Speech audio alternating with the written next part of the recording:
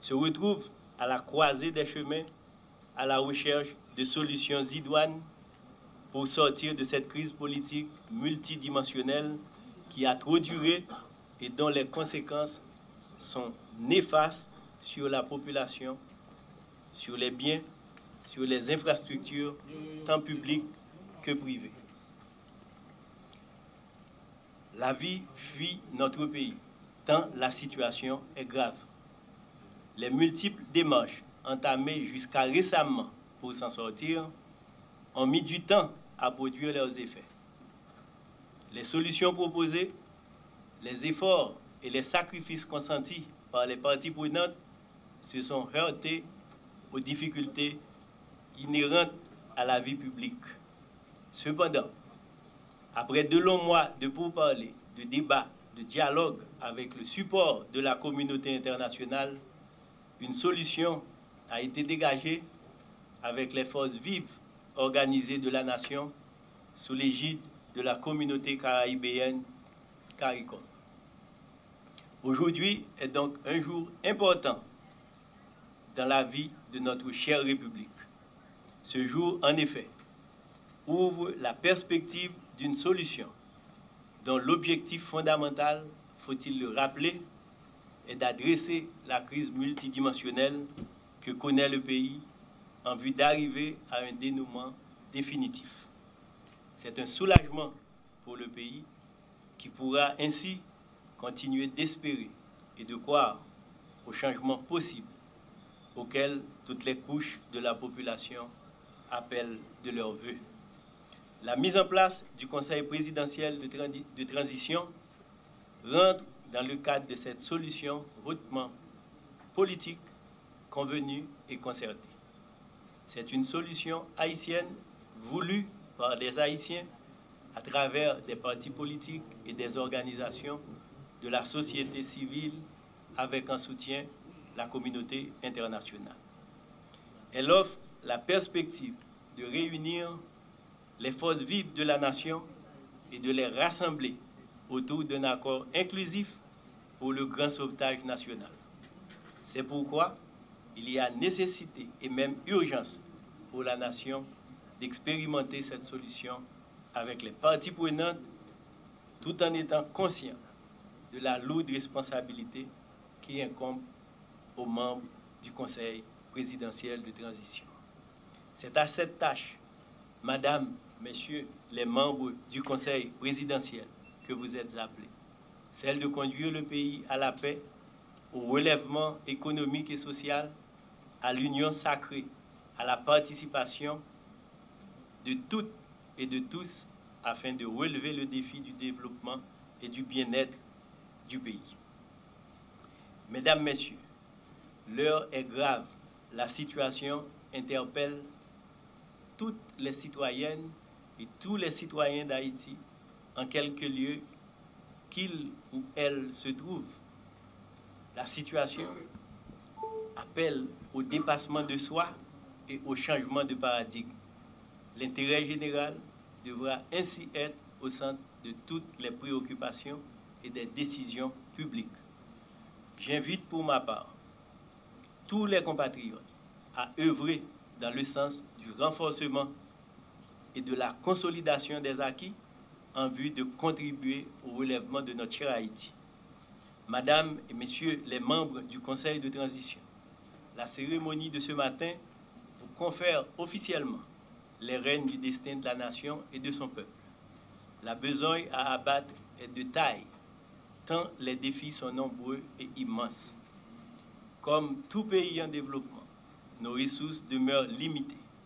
C'est pourquoi je me permets d'attirer votre attention sur le fait que la population attend beaucoup de vous dans un contexte où tout devient prioritaire à côté de la sécurité. Je reste convaincu que la détermination, elle est là. L'engagement, il est là. Je reste convaincu que vous allez conduire le pays à bon port. Je vous souhaite du succès dans vos fonctions en formulant le vœu que vous arriveriez à mobiliser les moyens et les ressources adéquats afin que vous puissiez atteindre les objectifs que vous vous êtes fixés dans l'intérêt du peuple haïtien.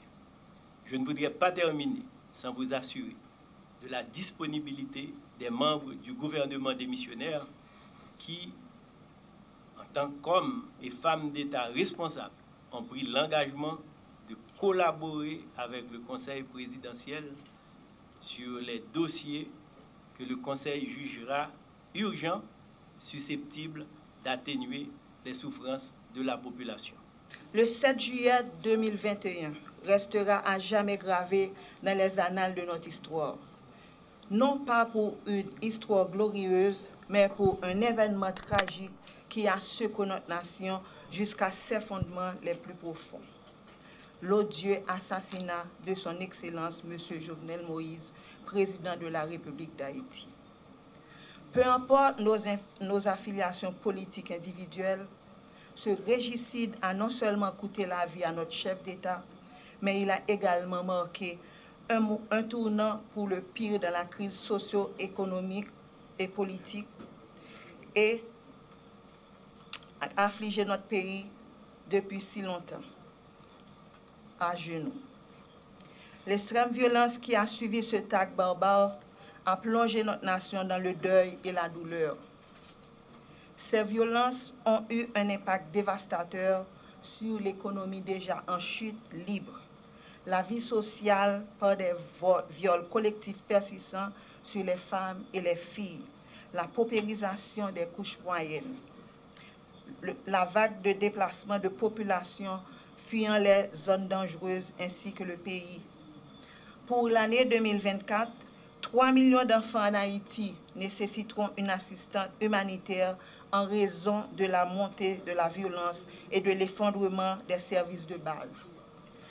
Actuellement, près de 900 écoles, principalement situées à Port-au-Prince, ont dû fermer leurs portes, privant ainsi environ 200 000 enfants de leur droit fondamental à l'éducation, à leurs activités ludiques, à la découverte de leur pays et aux interactions sociales essentielles à leur développement.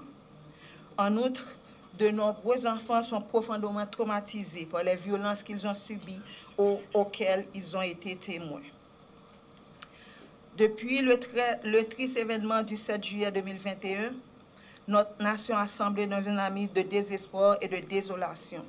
Les structures institutionnelles de l'État haïtien, déjà fragilisées par des décennies d'instabilité politique, ont subi un effondrement spectaculaire.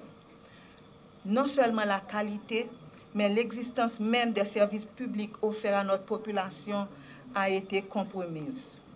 De plus, la population de la zone métropolitaine de Port-au-Prince est littéralement prise en otage, ce qui aggrave de manière exponentielle les conditions de vie des ménages.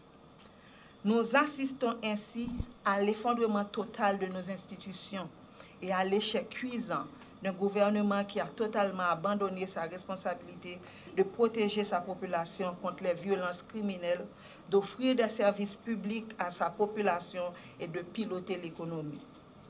Face à cette crise sans précédent, la population tout entière a reconnu l'urgence et la nécessité impérieuse d'une prise en main vigoureuse pour sortir notre pays de cette spirale de désespoir et de destruction.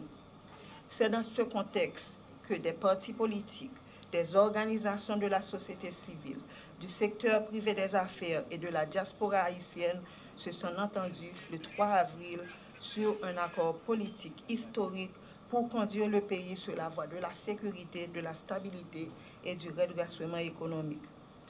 Pour ce faire, le Conseil présidentiel, émanation de cet accord politique, qui exprime une vision commune de la transition construite par les secteurs et représentant un engagement responsable envers le peuple haïtien, s'attellera au lancement de 5 grands chantiers.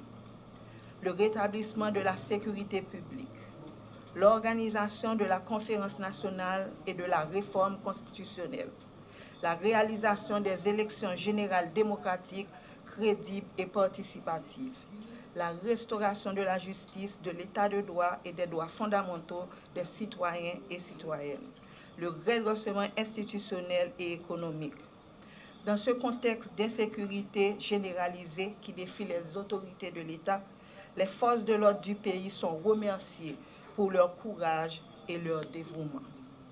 Il convient aussi de souligner le rôle crucial joué par la médiation de la CARICOM et des gouvernements des États-Unis, du Canada et de la France, ainsi que des agences multilatérales telles que l'ONU et l'OEA. Leur intervention a été un catalyseur essentiel dans le processus visant à parvenir à cet accord entre les différentes parties haïtiennes. Nous leur remercions pour leur collaboration et leur soutien à la stabilité et au progrès d'Haïti. Haïtiens tous côtés, dans la capitale, dans le quartier populaire, dans la province, dans la tête monde, dans la diaspora, nous tous avons souffert dans l'état pays aujourd'hui. Nous avons mouru par-ci par-là. Jeunes femmes coutifient a suivi déjà tribo babo. Classe moyenne fin décapitalisée. En pile famille qui te courir qui te caillou. Yon seul espoir c'est courir qui te pays. Nous pas doué jamais river là et ça pas doué continuer comme ça. C'est pour financement ça yo. Nous même dans conseil ça, nous engager nous dans bataille ça à côté peuple haïtien. Nous connaissons li pas facile, mais c'est ensemble tout patriote qui en dedans pour de pays pour nous coller les épaules pour lever ex-camp pays. Aujourd'hui ne marque que le premier jour du travail nécessaire pour rétablir l'ordre, la discipline, la paix et les conditions favorables à la création de richesses dans notre pays meurtri.